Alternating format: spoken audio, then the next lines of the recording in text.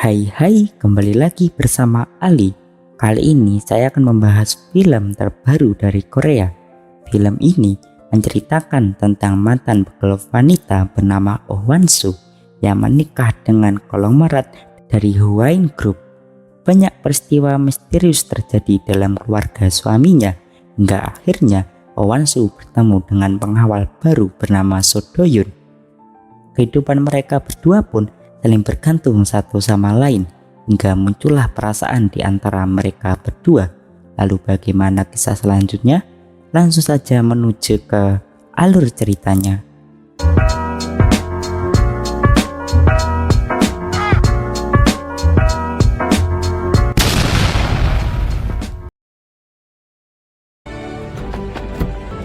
Cerita dimulai dengan kedatangan seorang wanita ke UNICEF di Amerika Serikat bernama Oh Wan-soo.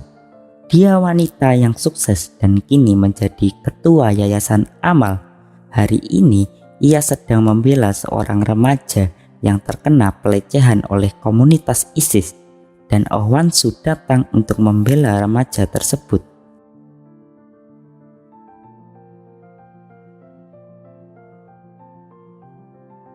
Selesai dia rapat, dia mendapatkan ancaman dari organisasi teroris paling berbahaya, ISIS. Oh Wan-soo yang mengetahui itu bersikap tidak peduli dan tetap ingin melanjutkan kunjungannya ke Manila.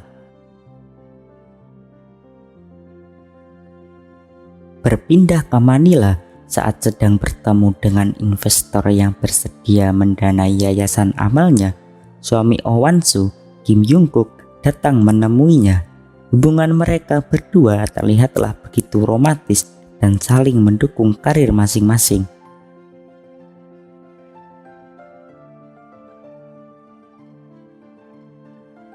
Sementara itu, di negara yang sama, yaitu Manila, seorang pria misterius diam-diam masuk ke dalam kasino dan membuntuti seseorang. Pria itu bernama So Do-yoon yang sedang menyelidiki kematian rekannya yang dibunuh oleh seorang pria yang tidak dikenal. Saat ia sedang menyelidiki, ia melihat senior polisinya Pak Park bertemu dengan bos kasino tersebut dan memberikan sejumlah uang yang cukup banyak. So Do-yoon agak terkejut dan memutuskan pergi dari sana.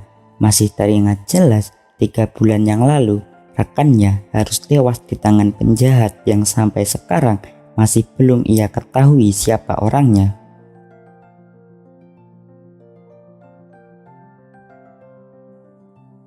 Cerita berpindah ke Oh Wan-soo yang saat itu hendak mengambil kalung pesanannya yang harus pergi tanpa pengawalan.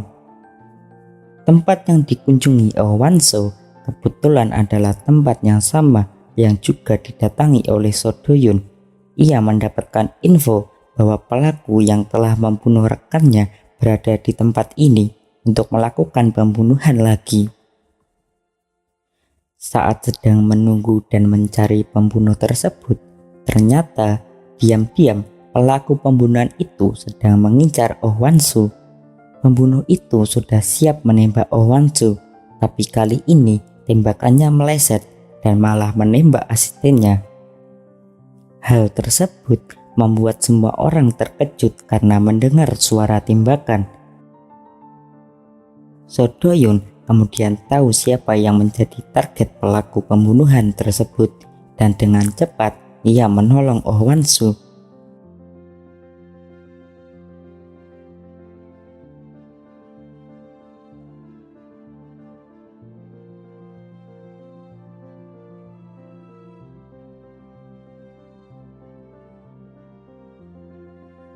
So Do-yoon kemudian membawa Oh Wan-soo pergi dari tempat itu dan membawanya ke tempat aman.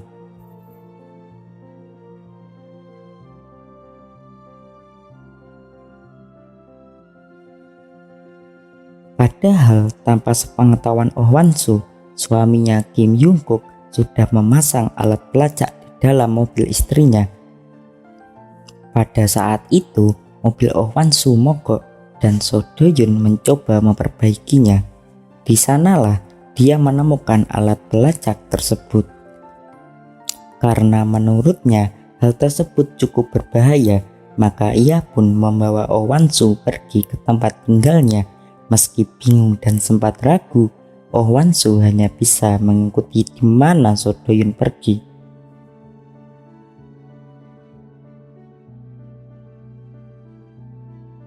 Di tempat tinggal So Do-yoon, Oh Wan-soo langsung bertanya siapa kira-kira yang ingin membunuhnya. Tapi Oh Wan-soo tidak bisa menjawabnya. So Do-yoon lalu menyuruh Oh Wan-soo untuk segera menghubungi siapapun yang mungkin ia percayai untuk menjemputnya di kedutaan.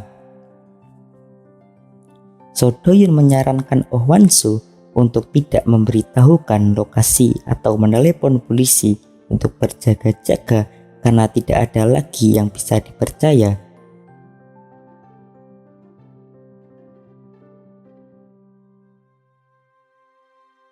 Oh Wan-soo kemudian membantu mengobati lengan So Do-yoon yang terluka setelah menolongnya. So Do-yoon juga membantu membersihkan bekas luka yang ada di wajah Oh Wan-soo. Setelah itu, mereka berdua bergegas pergi ke kedutaan Korea.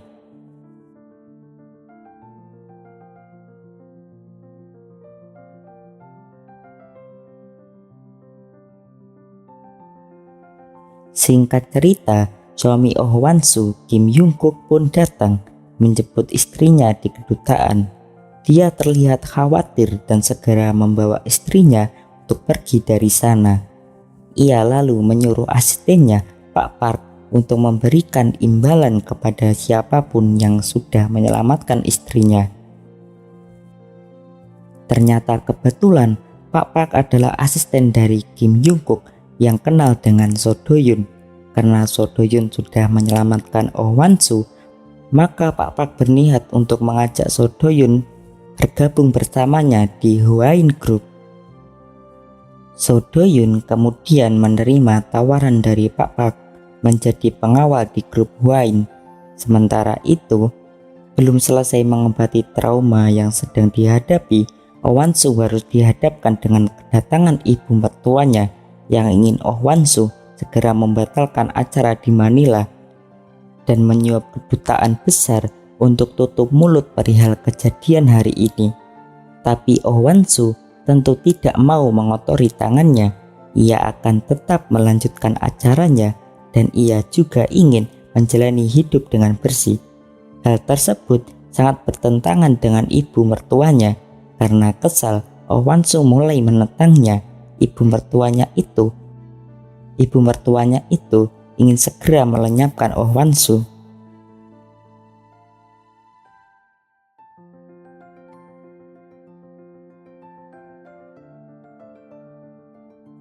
Singkat cerita, Oh Wan-soo kemudian mengadakan konversi pers darurat tentang peristiwa kemarin.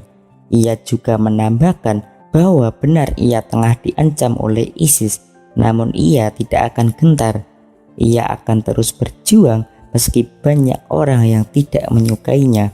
Anehnya, ibu mertua dan suaminya Kim Young-kook sama sekali tidak senang dengan tindakan Oh Wan-soo. Menurut mereka, seharusnya Oh Wan-soo diam saja dan tidak berhak mengadakan konversi pers. Pesta yayasan pun digelar di hotel mewah di Manila. Di sana, Oh Wan-soo tampil cantik dan datang bersama suaminya Kim Young-kook. Belum masuk ke dalam acara, asisten mereka memperkenalkan pengawal baru yang tidak lain adalah So Do-yoon. Pak Park memperkenalkan So Do-yoon sebagai penyelamat Oh Wan-soo dan mantan anggota kepolisian. Oh Wan-soo tidak bisa berkata apa-apa meski banyak pertanyaan di dalam benaknya. Ia hanya berlalu dan memasuk ke dalam pesta. Sementara So Do-yoon pun bekerja menjadi pengawal baru di grup Hwain. Jika dilihat-lihat, hidup Oh Wan-soo begitu mewah dan kini ia sukses bisa menikahi Kim Young-kook, seorang konglomerat yang mendukung karirnya. Padahal dulu kehidupan Oh Wan-soo jauh dari kata mewah. Dia adalah anak dari seorang pramugari. Suatu hari, ia melihat ibunya dipukul oleh wanita yang sekarang menjadi ibu mertuanya hanya karena bidikannya jelek. Sejak saat itu, ibunya bertekad membuat Oh Wan-soo menjadi pegolf profesional. Ia terus melatihnya tanpa henti.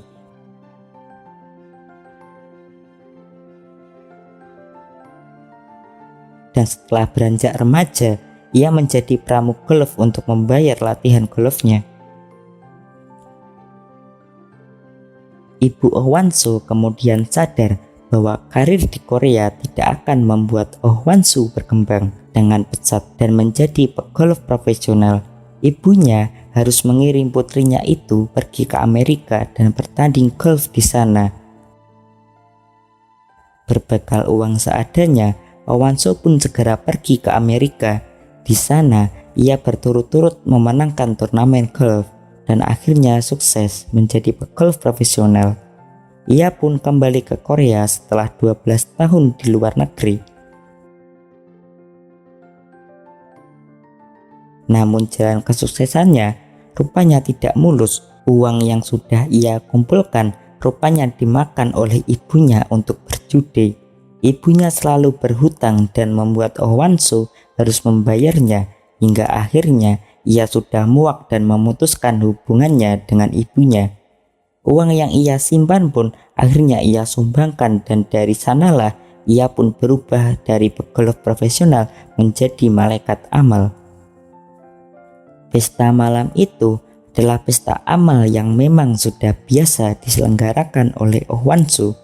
Di sana, ia memperkenalkan suaminya Kim Jung-kook dan sedikit menunjukkan keromantisan mereka berdua, seolah-olah suaminya baru saja memberikan kalung seharga 800 juta.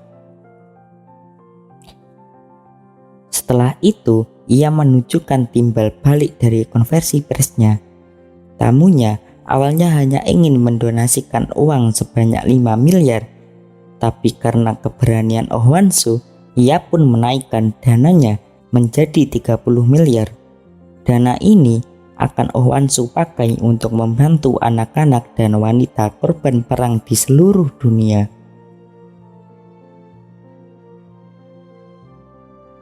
Namun, keromantisan hubungan Oh Wan-soo dan suaminya hanyalah di depan media saja, karena Kim Jung-kook ternyata berselingkuh dengan kerabat dari istrinya sendiri bernama Jang Tae-ra. Mereka berdua menyelinap keluar dari pesta dan bermesraan di ruang lain. Kebetulan Jang Tae-ra memiliki seorang putra yang dekat dengan Oh Wan-soo.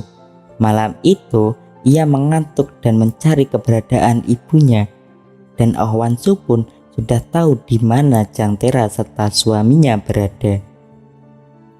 Ia memergoki keduanya sedang bermesraan. Jang Tae-ra yang panik pun ingin menjelaskan, tetapi Oh Wan-soo sudah tahu segalanya. Oh Wan-soo berkata bahwa keduanya tidak tahu tempat dan bisanya mereka dipergoki oleh para wartawan. Jang Tae-ra pun terkejut bahwa saudaranya itu telah mengetahui perselingkuhannya.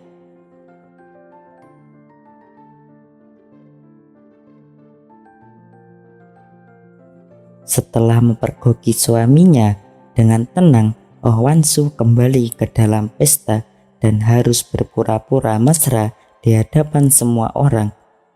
Bahkan dirinya dan Kim Jung-kook pun berdansa bersama.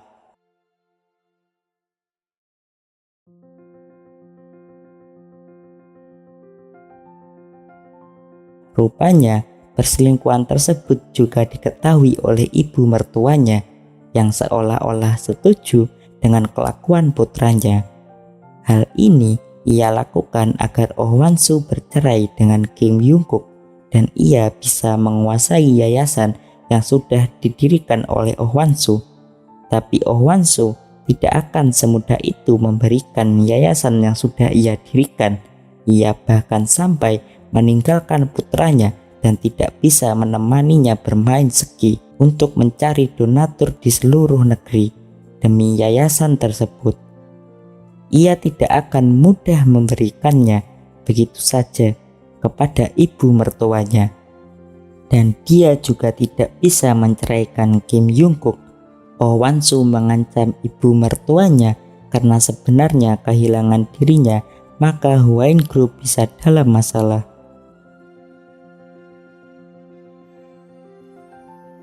Cerita pun flashback ketika Oh Wan-soo bertemu dengan Kim Jung-kook di Afrika saat itu. Kim Jung-kook bekerja menjadi relawan di bawah naungan Hwain Group. Mereka kemudian jatuh cinta pada pandangan pertama. Setelah 10 hari di Afrika dan hanya bertatapan, Kim Jung-kook pun dengan mantap melamar Oh Wan-soo. Tentu saja lamarannya tidak serta-merta diterima oleh ibu Kim Jung-kook. Terlebih, Oh Wan-soo adalah anak dari mantan pramugolfnya yang sekarang ibu Oh Wan-soo menjadi seorang penjudi. Tapi karena Oh Wan-soo adalah seorang wanita pegolf sukses yang namanya dikenal di mana-mana, ibu Kim Jung-kook pun menerimanya. Namun dengan syarat ibu Oh Wan-soo harus tinggal di luar negeri. Dari sanalah neraka pun dimulai. Cerita berpindah ke bar memperlihatkan Oh Wan-soo yang menenangkan diri di sana. Saat Oh Wan-soo hampir tepar, datanglah So Do-yoon yang membantunya dan mengantarkan Oh Wan-soo sampai ke kamarnya.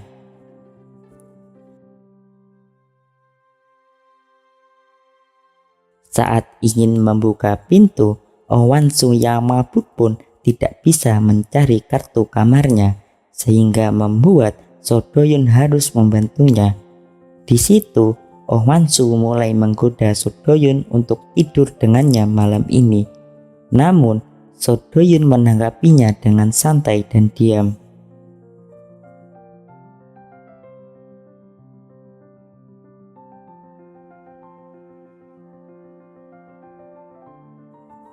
Saat mereka berdua berada di kamar, diperlihatkanlah Kim Jung-kook yang ingin menemui Oh Wan-soo. Namun, saat So Do-yoon ingin membuka pintunya, Wan-soo pun melarangnya. Kim Jung-kook yang melihat kartu kamar Oh Wan-soo berada di luar. Saat Kim Jung-kook ingin mengambilnya, tiba-tiba datanglah Pak yang langsung mencegahnya dan memberitahukan bahwa Oh Wan-soo tidak ingin diganggu.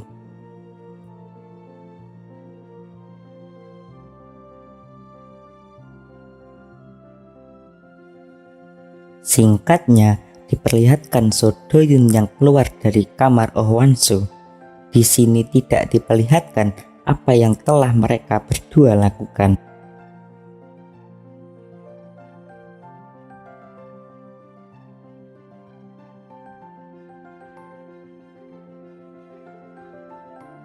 Singkat cerita, So Do-yoon pun kembali ke Korea dan pertama kalinya ia memasuki istana utama keluarga Hwain Group.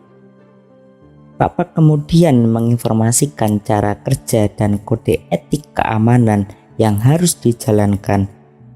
Sebenarnya, So Do-yoon ingin sekali bertanya tujuan Pak memberikan sejumlah uang kepada pemilik kasino di Manila, Filipina. Tetapi ia mengurungkannya.